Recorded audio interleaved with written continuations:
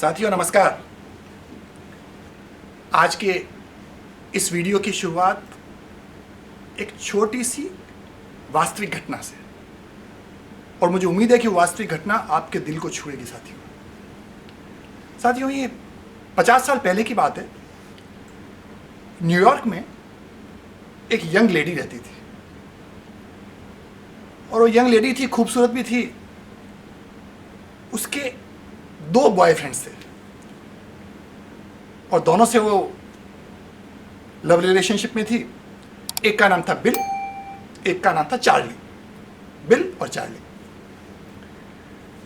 अब उसने एक नियम बना लिया अपना कि वो हर फ्राइडे नाइट को वो बिल के साथ डिनर पे जाती थी। 1-2 घंटे अच्छे पास हो जाते थे, और हर सैटरडे की नाइट वो डिनर पर चार्ली के साथ जाती थी।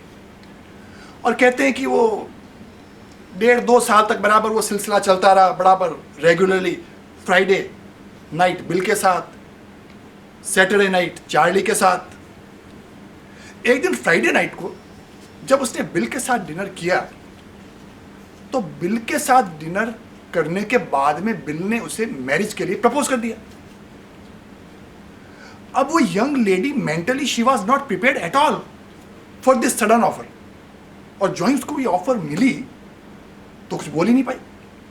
उसने सिर्फ एक बात ये कह दी कि bill let me think over the proposal, मुझे सोचने का मौका दे दीजिए। तो बिल ने भारी मन से उसको वापस घर पे छोड़ा, चला गया।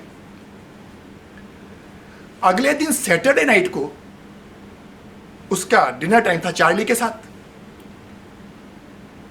संयोग की बात है कि अगले दिन सैटरडे को जो ही डिनर खत्म हुआ, चार्ली ने उस लेडी को प्रपोज कर दिया मैरिज के लिए। अब लेडी ने फिर सोचा कि ये क्या बात हुई, कल तो मुझे बिल ने प्रपोज किया, आज चार्ली ने प्रपोज कर दिया। उसने चार्ली को भी यही कहा लेट मी थिंक, और फिर चार्ली ने भी भारी मन से उसको घर पर छोड़ दिया। उसकी एक गॉड मदर थी जिसे हम देवी कह सकते हैं। तो उसने देवी के सामने कहा कि डियर गॉडेस, मेरे सामने तो बड़ी समस्या होगी। मैंने तो कभी सोचा ही नहीं कि कोई मुझे इस तरह से प्रपोज करेगा, और जब प्रपोज किया तो दोनों ने एक साथ प्रपोज कर दिया। दोनों मेरे अच्छे फ्रेंड्स हैं। अब मैं किसके प्रपोजल को एक्सेप्ट करूं और किसको रिजेक्ट करूं, देवी मां आप ही बता दीजिए। तो जब उसने आंखें बंद की तो देवी मां ने उसको यह कहा कि देखो, इस समस्या का समाधान मैं निकाल सकती हूं।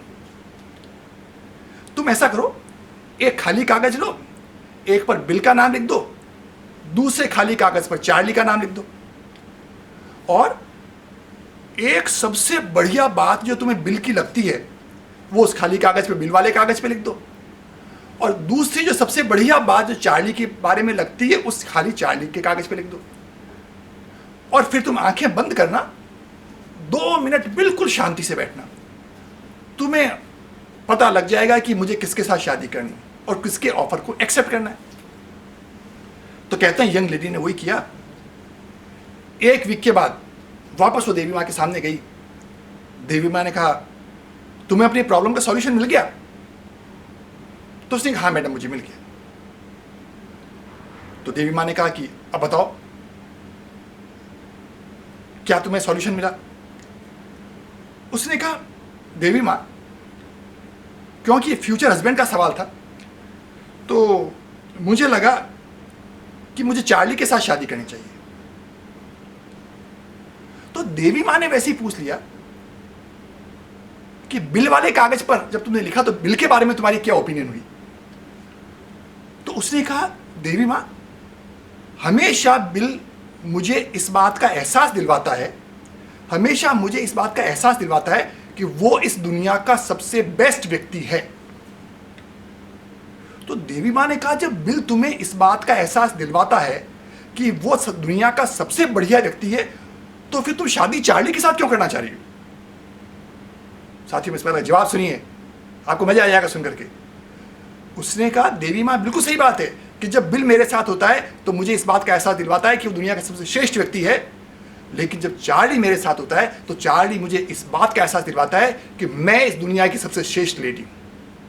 और जो मेरे स्वाभिमान को और जो मेरे सेल्फ इमेज को इतना प्रोटेक्ट करके रखता है, इतना बढ़ा करके रखता है, इसलिए मैंने डिसीजन लिया कि मैं शादी उसी के साथ करूंगा। साथियों, छोटी सी कहानी है, लेकिन कहानी इस बात को बताती है कि आपको अपने सेल्फ इमेज और अपने खुद की प्रतिष्ठा के लिए हमेशा कॉशियस रहना चाहिए। दो तरह की चीजें होती है।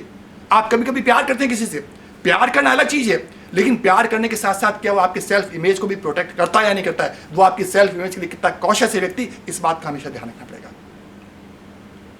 मैं आपको एक दूसरा उदाहरण दे रहा हूं साथियों। आप कई व्यक्ति मेरे इस वीडियो को देख रहे होंगे, किसी का नाम मान लीजिए शर्मा जी है, किसी का सरनेम जैन है, किसी का नाम पुरोहित है। मान लीजिए अचानक सुबह एक फोन आता है, mister Purohit, you are an excellent person, बहुत बढ़िया व्यक्ति हैं। अब फोन पे बात कर रहे हो, आप बहुत बढ़िया व्यक्ति हैं, you are a real asset to your organisation. आपने जो जो भी काम किया है ऑर्गेनाइजेशन को मजा आ गया। मुझे ऐसा लगता है कि मैं रोज आपसे बात करूं, मैं रोज आपसे मिलता रहूं। मैं जब भी आपसे मिलता हूं, मिलकर के मुझे भी मजा आ जाता है। अब सोचिए साथियों कि जब ये वाला फोन आएगा तो आपके दिल में किस तरह का विचार आएगा। आप अपने आप को मोटिवेटेड महसूस करेंगे या नहीं करेंगे? निसंदेह करेंगे। आप चाहे डॉक्टर हैं, चाहे प्रोफेसर हैं, चाहे लेक्चरर हैं, चाहे एडवोकेट हैं, आपको ऐसा लगेगा कि वास्तव में आपकी इमेज, आपका मोटिवेशन लेवल बढ़ गया है। और जब आपका मोटिवेशन लेवल बढ़ेगा तो होगा क्या कि आपकी चाहे फैमिली हो, चाहे आपके जॉब पर हो, आपका दिन अच्छा निकलेगा, आपकी मेंटलिटी उस समय के लिए अच्छी हो जाएगी।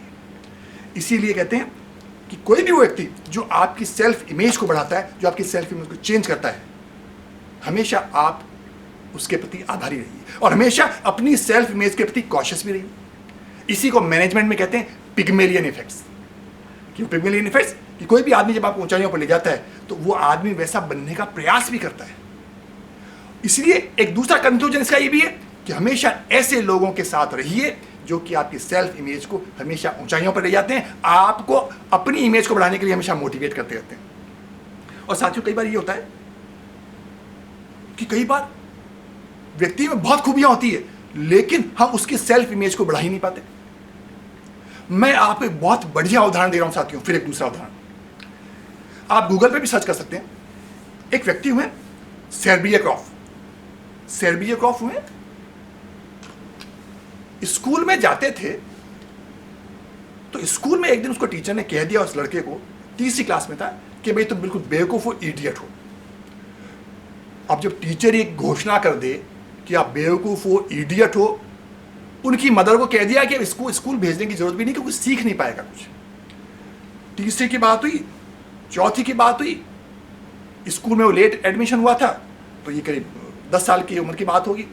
अब वो व्यक्ति साथियों आने वाले 20 साल तक वो व्यक्ति बिल्कुल बेवकूफ की तरह ही जिंदगी जीता रहा।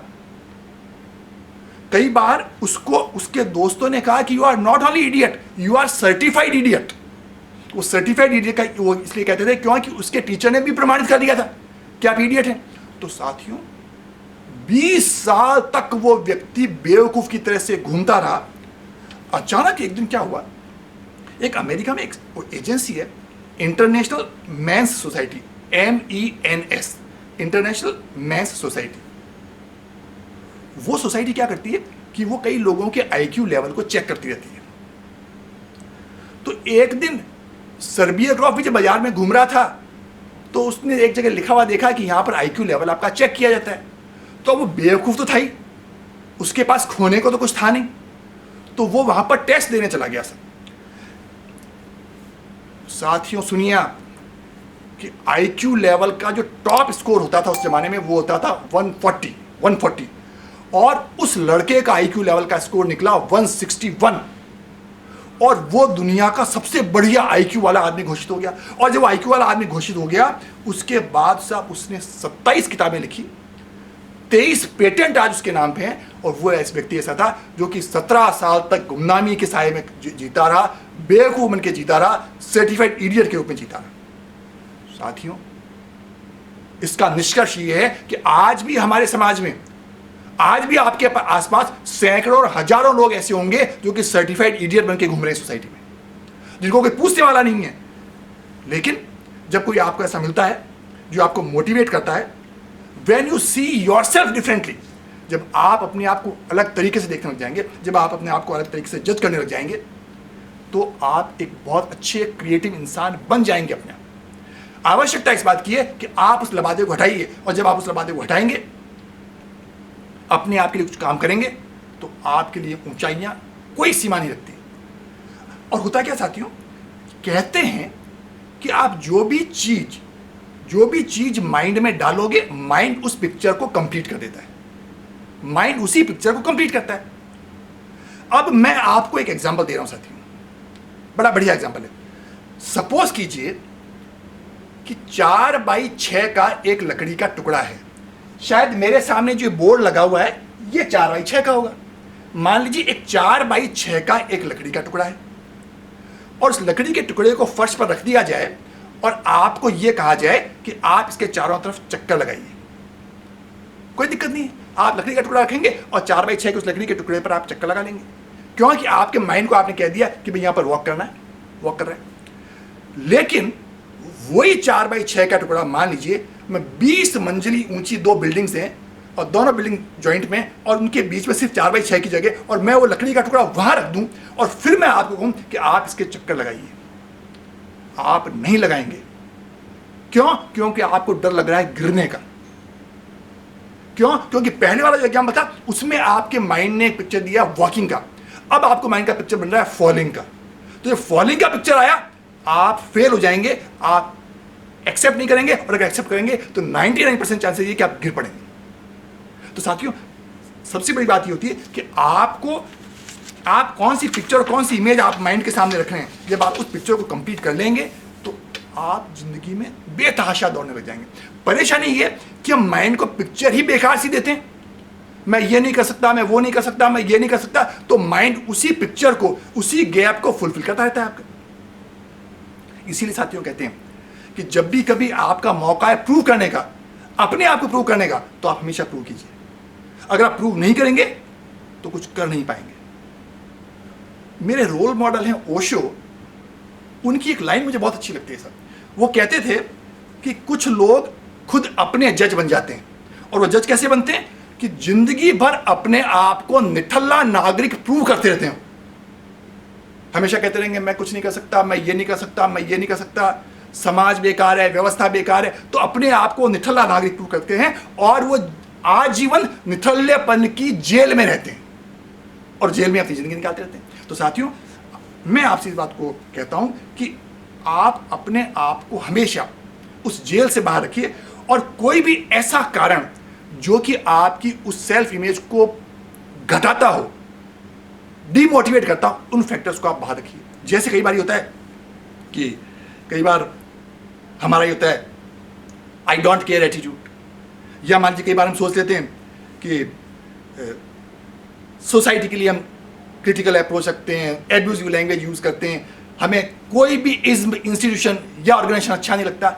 ये सारी चीज़ें इस बात को इंगित करती है कि हम अपने डीमोटिवेशन के लेवल को छू रहे हैं। या कई बार साथियों, कई लोग ऐसे होते हैं जो कि मैटेरियल थिंग्स पर इतना ज़्यादा एम्फेसिस करते हैं कि वो नॉर्मल रह ही नहीं पाते। बड़ी से बड़ी कारें, अपनी हेयर स्टाइल, बड़े बड़े हेयर स्टाइल, अपने हेयर स्टाइल को रखेंगे, फटे टूटे या बेकार से कपड़े पहनते रहेंगे। वो क्यों होता है? क्योंकि एक डीमोटिवेशन का फैक्टर उन लोगों में ऐसा हो रहा है, वो सोचते हैं कि they can not be accepted as they are. उनको ऐसा लग रहा है कि वो जैसे हैं सोसाइटी उनको एक्सेप्ट नहीं कर रही, तो जब जैसे उनको सोसाइटी एक्सेप्ट नहीं कर रही है तो अजीब सा हुलिया, अजीब सा चेहरा, अजीब सा चाल चलन सब रखते थे। मैं आपको एक एग्जाम्पल दे रहा हूँ साथियों। कई बार आपने एक उदाहरण देखा होगा कि वो आदमी पूरा नंगा होकर के सड़क पर दौड़ने लग गया। क्यों दौड़ रहा है?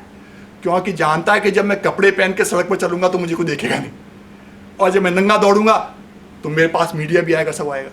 तो ये कमजोरी होती है कि जब आदमी आपको नॉर्मल तरीके से अपने आप को सोचता है कि मुझे एक्सेप्ट नहीं करी सोसाइटी, तो ये डीमोटिवेशन के फैक्टर होते हैं साथियों। तो साथियों, आज के इस मौके पर मैं आपसे सिर्फ ये कहना चाह रहा हूँ, अपनी सेल्फ इमेज को बरकरार रखिए, उस जेल के आप बंदी मत बनिए, और जब आप अपनी सेल्फ इमेज को बढ़िया रखेंगे, अच्छे से अच्छी ऊंचाइयों पर आप पहुंचेंगे। और ऐसे ही सर्कल में रहिए जिससे कि आपकी सेल्फ इमेज हमेशा के लिए बरकरार रखे और अपनी सेल्फ इमेज के प्रति हमेशा कॉशियस रहिए।